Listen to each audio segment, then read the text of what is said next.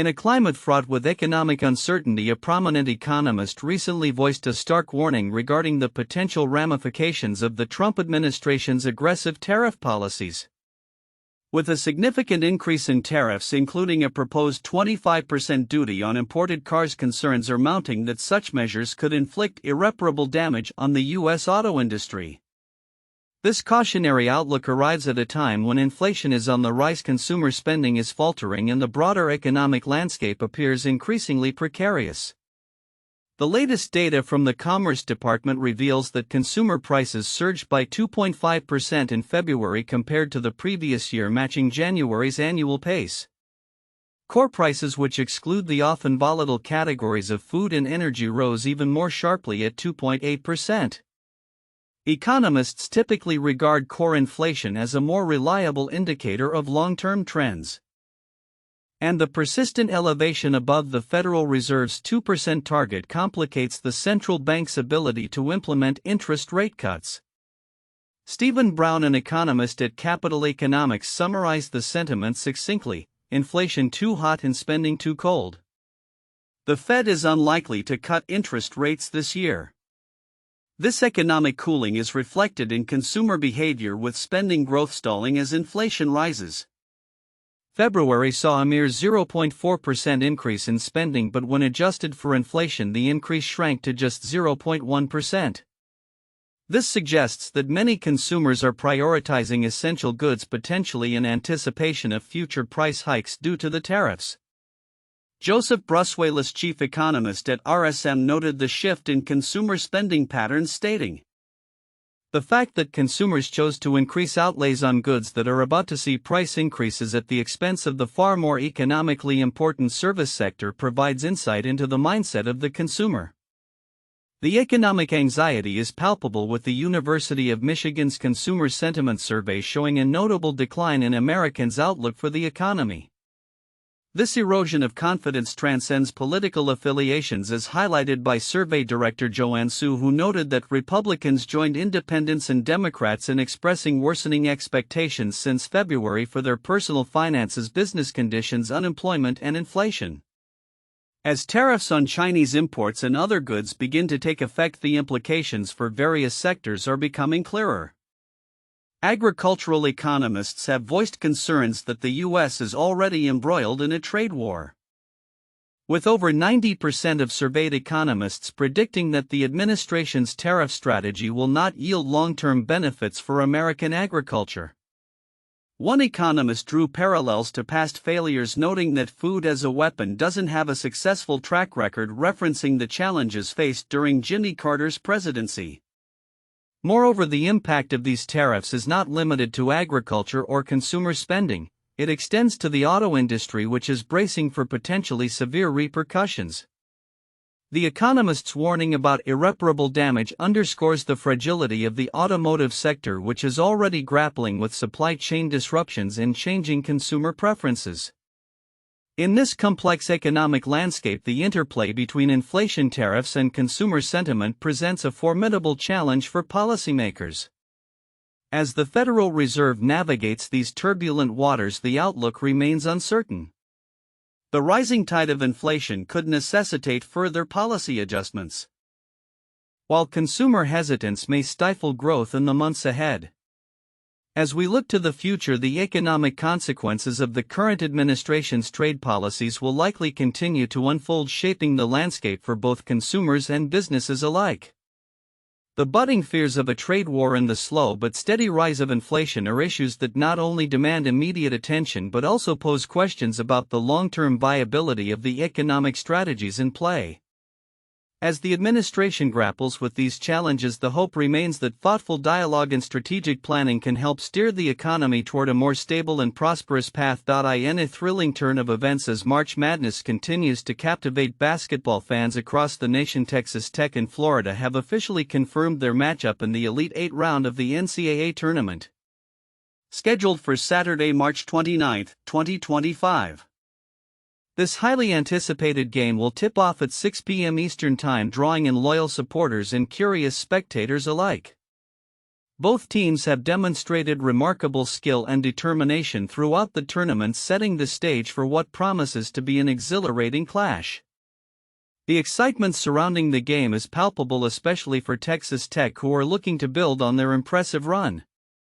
Coach Mark Adams expressed the team's focus as they prepare for the showdown, stating, "Every game from here on out is a battle and we're ready to fight for our place in history."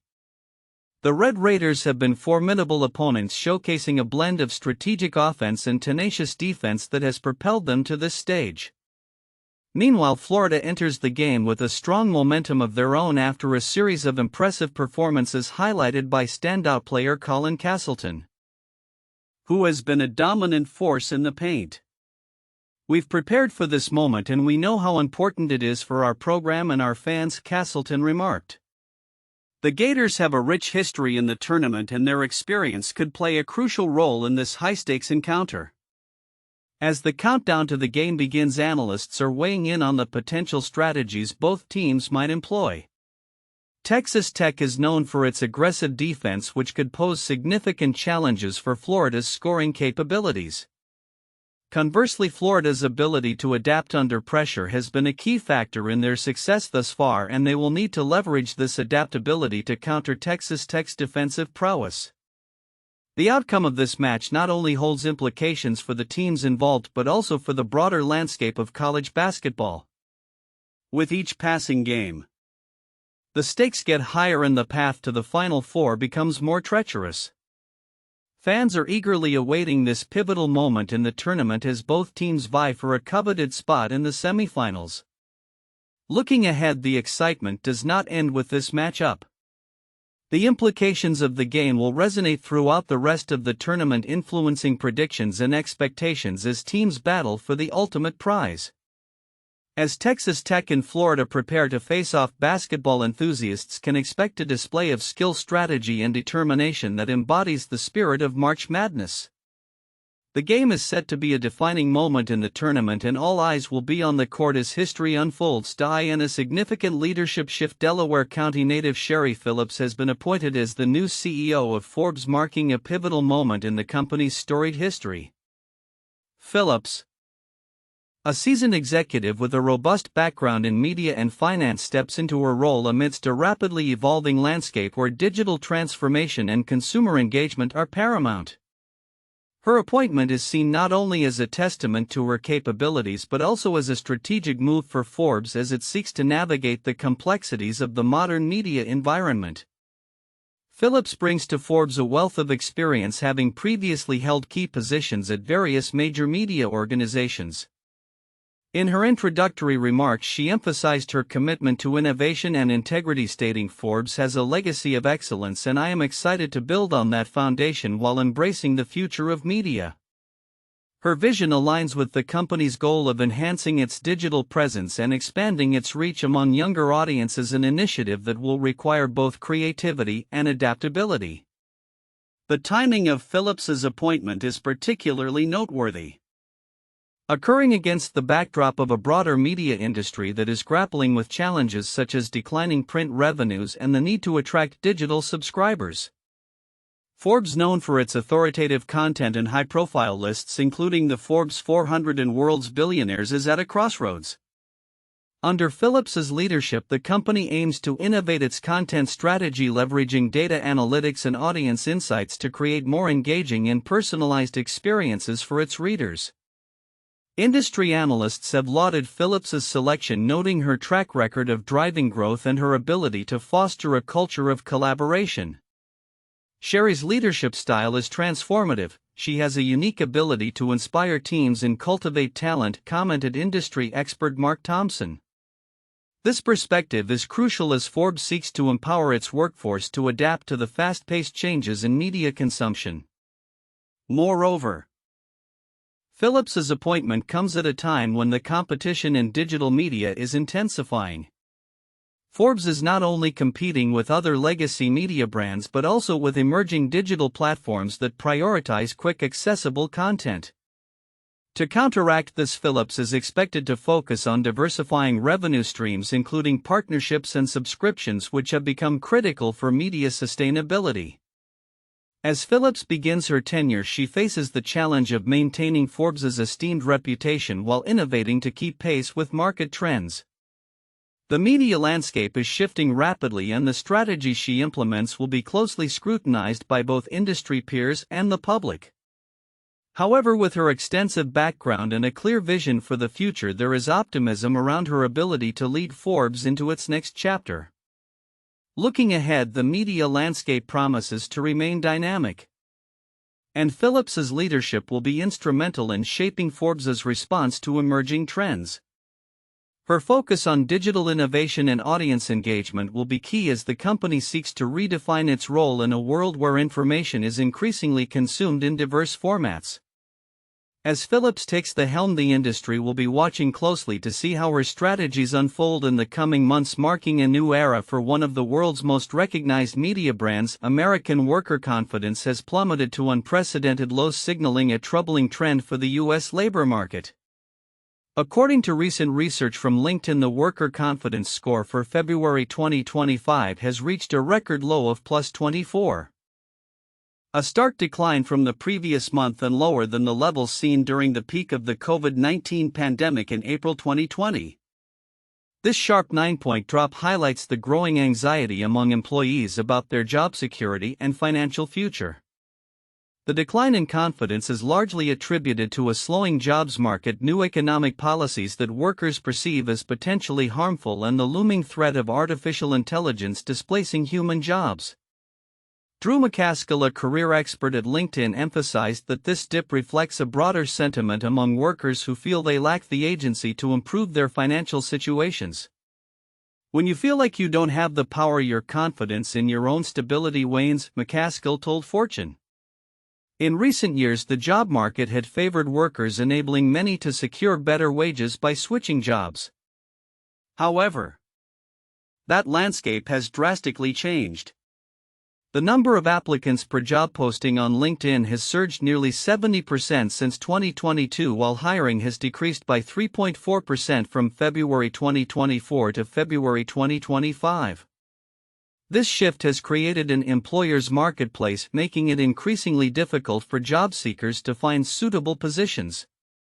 Financial concerns are at the forefront of workers' anxieties, with confidence in their ability to improve their financial circumstances dropping to +15, lower than the +16 recorded in April 2020. This decline indicates a pervasive fear about the economic future, exacerbated by the influx of recently laid-off federal workers entering the job market. McCaskill pointed out that there is uncertainty about whether the private sector can absorb this additional workforce, further straining a fragile job market. For HR leaders and hiring managers, the current challenges present a double-edged sword. While they have access to a larger pool of candidates, they are also overwhelmed with applications and pressured to meet heightened expectations from their superiors. This imbalance has led to frustrations on both sides of the hiring process, with many job seekers reporting a lack of communication and response from recruiters. People who are looking for jobs aren't getting responses back, McCaskill noted. As the U.S. grapples with these economic uncertainties, the implications for the labor market remain significant. Workers are left to navigate a landscape where their confidence is at a historic low, prompting broader concerns about consumer spending and economic growth. Looking ahead, the trajectory of the job market and worker confidence will depend on various factors, including government policy decisions and the evolving role of technology in the workplace. The coming months will be crucial as businesses and employees alike seek to adapt to a rapidly changing economic environment. With the hope that renewed confidence can emerge from what is currently a daunting job market landscape. In an era marked by rapid technological evolution and shifting global dynamics, manufacturers continue to invest heavily in their operations, but surprisingly, this trend is not primarily driven by a desire to reshore production. A recent article from Bloomberg sheds light on this phenomenon, revealing that the current focus of capital expenditures is more about enhancing efficiency and innovation than relocating manufacturing to domestic soil. As businesses grapple with the complexities of supply chain disruptions and rising operational costs, many manufacturers are choosing to invest in advanced technologies and automation rather than bringing production back home. This strategic pivot is reflected in spending patterns that prioritize cutting-edge machinery, robotics, and digital transformation initiatives designed to bolster competitiveness in an increasingly challenging marketplace. The investment landscape is shifting, noted a manufacturing executive in the Bloomberg report. Companies are looking to optimize their existing operations rather than just reshoring. It's about doing more with less and leveraging technology to stay ahead. This sentiment resonates across various sectors as companies aim to navigate ongoing uncertainties, including inflationary pressures and geopolitical tensions that continue to affect supply chains. Data from industry analysts indicates that capital spending in manufacturing has surged with a notable increase in investments targeting automation and smart technologies. According to the National Association of Manufacturers, capital expenditures are projected to reach record levels in the coming year, with many companies earmarking significant budgets for transformative projects. This trend highlights a growing recognition of the importance of technological advancement in maintaining operational efficiency and market relevance. Moreover, the trend away from reshoring raises critical questions about the future landscape of global manufacturing. As companies double down on technology investments, the emphasis on local production may diminish, potentially leading to a more fragmented supply chain landscape where innovation and efficiency take precedence over geographical considerations. Analysts warn that this could amplify existing disparities between countries and regions that are better positioned to embrace high-tech manufacturing capabilities. In conclusion, while the conversation around reshoring continues to capture headlines, the reality is that manufacturers are increasingly focused on optimizing their existing operations through technology investments. As they navigate a complex global environment, the drive for efficiency and innovation may prove to be the defining characteristics of the manufacturing sector's evolution in the years to come. As companies adapt to these changes, it will be crucial to monitor how this balance between technological advancement and production location continues to unfold, shaping the future of the industry. As the night sky becomes increasingly crowded with satellites, astronomers find themselves facing unprecedented challenges in their quest to study the cosmos. The proliferation of satellite constellations, notably those launched by SpaceX's Starlink and others, is disrupting ground-based astronomical observations, leading scientists to explore innovative strategies to manage this interference. With the Vera-C-Rubin Observatory set to begin its extensive sky surveys, the urgency to mitigate these disruptions has never been greater. In recent years, the number of operational satellites has soared to around 11,000, significantly impacting the ability of astronomers to capture clear images of celestial phenomena.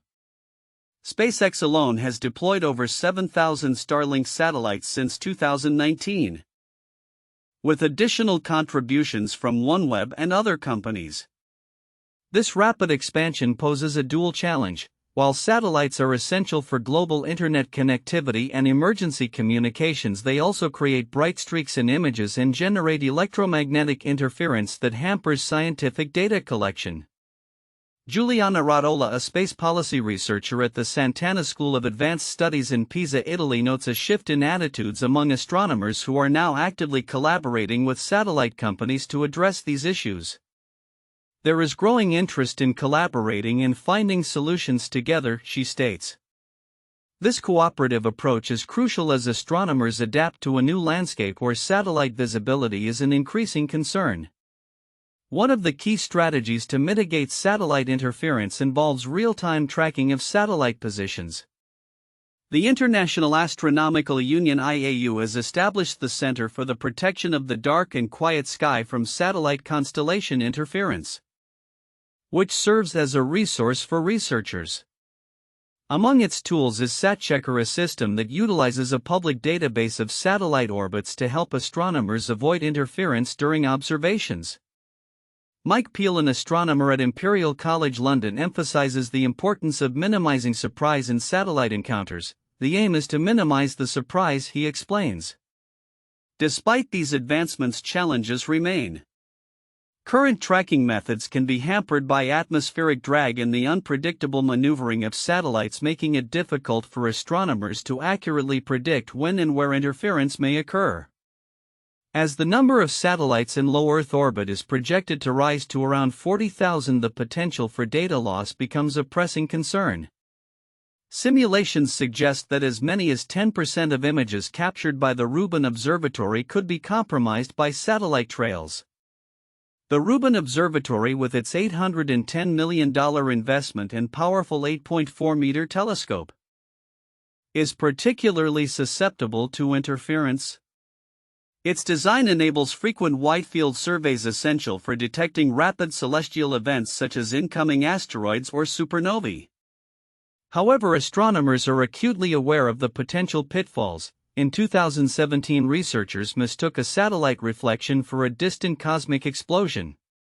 To contend with these risks, Rubin astronomers are developing observation schedules that strategically avoid certain areas of the sky, particularly during twilight hours when satellite visibility is heightened. In tandem with these observational adaptations, researchers are also implementing data processing techniques to identify and remove satellite streaks from imagery. While these modifications can detract from the overall efficiency of scientific inquiry, they are viewed as necessary steps to preserve the integrity of the data collected. Beyond optical observations, the radio astronomy community faces its own set of challenges. Satellites can emit signals that drown out faint cosmic signals, complicating efforts to study the universe. Collaborations between the U.S. National Radio Astronomy Observatory and satellite operators like SpaceX aim to reduce this interference by temporarily redirecting or disabling transmissions when satellites pass over sensitive radio telescopes. The environmental implications of satellite constellations extend beyond immediate observational concerns. Atmospheric scientists warn that the pollutants generated during satellite launches and re-entries could have lasting effects on the upper atmosphere. Recent studies have detected various pollutants, including aluminum and lead, resulting from satellite re-entries. Connor Barker, an atmospheric chemist at University College London, stresses the need for better data on these emissions to fully understand their impact on the environment. As discussions surrounding the influence of satellite constellations on astronomy gain traction, international bodies like the United Nations are beginning to take notice. While no significant action has yet been taken, the acknowledgement of the consequences of satellite proliferation marks a step forward in addressing these challenges. Looking ahead, the collaboration between astronomers and satellite operators is likely to be crucial in navigating this new era of astronomical research. As technology continues to advance, it is imperative that both communities work together to find solutions that balance the benefits of satellite communications with the need to preserve the integrity of our night sky for future generations of scientists and enthusiasts alike. As the arrival of spring ushers in a wave of renewed life across Northland, wildlife enthusiasts and casual observers alike are greeted by a vibrant tapestry of avian activity. Among the most captivating sights are the woodpeckers, whose industrious nature brings both beauty and ecological importance to the region. Retired educator and naturalist Larry Weber, a resident of Barnum, has documented the remarkable behavior of these birds, particularly the pileated woodpecker, known for its striking size and audacious foraging habits. In his recent observations, Weber shared how the winter months revealed the extensive excavations of pileated woodpeckers in local trees, particularly maples and poplars. "I often saw trees with large piles of wood chips at their bases, an unmistakable sign of the woodpecker's efforts to uncover carpenter ants hidden within," he noted. Such behavior is not merely a seasonal display but a testament to the woodpecker's role in the ecosystem, as their foraging helps control insect populations and contributes to the health of forested areas. As spring progresses, the woods are alive with the sounds of various woodpecker species, including the downy hairy and red-bellied woodpeckers, which Weber observed frequenting bird feeders throughout the winter. However, it is the pileated woodpecker that commands attention with its size and distinctive drumming, a behavior that serves both to establish territory and attract mates. The drumming began as early as January, signaling their presence long before many other species returned, Weber explained. The recent thaw has unveiled the fruits of these woodpeckers' labor. The hollowed-out sections of trees illustrate the significant effort these birds have invested in their search for food. Weber remarked on the sheer magnitude of their excavations, marveling at how a single woodpecker could create such expansive damage to the bark and wood of a tree in pursuit of its meals. This behavior not only provides sustenance for the woodpeckers but also opens up new niches in the trees that can be utilized by other species, highlighting the interconnected nature of forest life. With migration season in full swing, Weber also noted the influx of various bird species returning to the area. Red-winged blackbirds, robins, and even the melodious calls of sandhill cranes have begun to fill the air, drawing attention away from the winter residents. Yet the woodpeckers remain a constant reminder of the resilience and adaptability of wildlife in Northland, thriving through the harshness of winter and emerging as harbingers of spring. As we continue to observe these fascinating interactions in nature, Weber's reflections encourage a deeper appreciation for the intricate relationships that sustain ecosystems. The woodpecker's excavations, while seemingly destructive, play a vital role in maintaining the health of their habitats. Looking ahead, the coming months will undoubtedly bring further revelations about the behaviors of these birds and the myriad of life that flourishes alongside them, reminding us of the continual cycle of renewal and connection within the natural world. In an era marked by global uncertainty, Portugal stands out as a beacon of stability and strategic foresight in Europe. The country's foreign policy and economic strategy, articulated by its ambassador to the United States, Francisco Duarte Lopes, reflect a commitment to fostering transatlantic relations, supporting NATO, and nurturing connections with Lusophone nations. As Portugal navigates its path in a tumultuous geopolitical landscape, its recent electoral developments, energy initiatives, and technological advancements reveal a multifaceted approach to securing its future. The 2024 Portuguese elections recorded an impressive voter turnout, reflecting a renewed public interest in democratic processes. This election also saw the far-right Chega party emerge as a significant force, raising questions about its potential influence on the country's foreign policy. Ambassador Lopes, however, reassured that Portugal's foreign policy remains firmly in the hands of the executive branch and has historically maintained continuity despite political shifts. Since we reinstated democracy in the 1970s, Portugal's tradition has always had continuity in the strategic direction of our foreign policy, he stated, emphasizing the need for stability in a world rife with challenges. At the core of Portugal's strategy is its unwavering commitment to the Lusophone community, which includes countries where Portuguese is an official language. Lopes highlighted the long-standing bonds of respect and interdependence forged through history and migration patterns, particularly with Brazil. The establishment of the Community of Portuguese-language countries in 1999 has been pivotal in formalizing these connections, promoting cultural exchanges and economic cooperation. Economically, Portugal is eager to strengthen ties with the European Union and the United States, particularly in light of shifting political landscapes. The recent call from Portugal's finance minister for greater cooperation aims to mitigate tariff barriers and bolster economic collaboration. Lopes noted the importance of the transatlantic alliance, stating, "For Portugal, the transatlantic link and European integration are complementary and one reinforces the other." This perspective underscores Portugal's strategic position as a founding NATO member and a long-standing EU participant, viewing these affiliations as essential for collective success. In the realm of security, Portugal has taken a proactive stance, particularly regarding the ongoing conflict in Ukraine. The country has supported Ukrainian defense efforts through military, economic, and humanitarian assistance, integrating around 65,000 Ukrainian refugees into its society since the war began. Lopes pointed out that this commitment to NATO and European security is crucial, especially in light of increased defense investments among EU nations.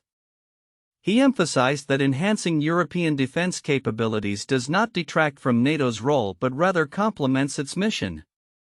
Portugal's ambitious energy strategy further exemplifies its forward-thinking approach. With 70% of its electricity generated from renewable sources as of 2024, Portugal is positioning itself as a leader in clean energy. Lopez explained that the country is not only focused on increasing renewable energy generation but also on electrifying the economy, anticipating a surge in demand across various sectors including transportation. The integration of liquefied natural gas from the United States has also played a significant role, with U.S. gas now accounting for 40% of Portugal's consumption, reflecting a diversification strategy aimed at energy security. Moreover, Portugal has emerged as a burgeoning hub for technology, attracting both domestic and international investors. The ambassador articulated that the country's commitment to education and innovation has borne fruit, with numerous startups thriving in the tech sector. This growth is complemented by strategic partnerships with U.S. and European universities, facilitating knowledge transfer and fostering a competitive tech landscape. Lopez acknowledged the ongoing competition between the United States and China in technology, asserting that Portugal remains vigilant while maintaining an open economy to investment opportunities. As Portugal continues to navigate the complexities of international relations and economic development, its strategic choices will undoubtedly impact its future trajectory and that of its allies. The country's resilience and commitment to fostering collaboration within Europe and beyond position it as an influential player in a rapidly evolving global landscape. Looking ahead, the interplay between domestic political dynamics, economic ambitions, and foreign relations will be critical in shaping Portugal's role on the world stage, ensuring that it remains a steadfast partner in addressing the challenges of tomorrow. In an age where smartphones dominate our daily interactions and attention spans seem to dwindle, the quest for focus and workspaces has become paramount. Many individuals have resorted to strategies like putting their phones out of reach to combat distractions. However, recent research suggests that this common tactic may be less effective than previously believed. A study led by Maxi Heitmeyer at the London School of Economics examined the behavior of 22 university students and office workers aged between 22 and 31, revealing insights into our relationship with technology. Participants were asked to work on laptops in a controlled environment with their phones either within arm's reach or placed 1.5 meters away on a separate desk. The results were telling. While phone usage decreased when devices were further away, dropping from an average of 23 minutes to 16 minutes, this did not translate into increased productivity. Instead, participants redirected their attention to leisurely activities on their laptops, primarily social media sites. Heitmeyer articulated this behavioral shift, stating, "You can use the phone less, but this whole scrolling on social media for longer than you intended just migrates to the laptop." This observation underscores a crucial point. The problem lies not solely with the device itself but with the type of activities that distract users, such as social media engagement. While Heitmeyer's findings offer a glimpse into the pervasive nature of digital distractions, Dontje Dirks from Erasmus University Rotterdam emphasizes the need for further research. She notes that the study's controlled lab environment does not capture the complexities of a typical working atmosphere where social dynamics and other variables can significantly influence behavior. It's an experimental lab study. People usually have other people around them and their lives are much more dynamic than this setup. Dirks explained. This research raises important questions about our dependence on technology and the strategies we employ to maintain focus in an increasingly digital world. It suggests that simply distancing ourselves from smartphones may not resolve the underlying issues of distraction. Instead, it highlights the need for a more nuanced understanding of how technology affects our attention and productivity. As society grapples with the implications of these findings, it is clear that addressing digital distractions requires a multifaceted approach. Future studies will be essential in exploring these dynamics further, particularly in real-world contexts, as we seek more effective strategies for managing our digital habits. In a landscape where technology is both a tool and a distraction, finding equilibrium may be one of the most pressing challenges of our time.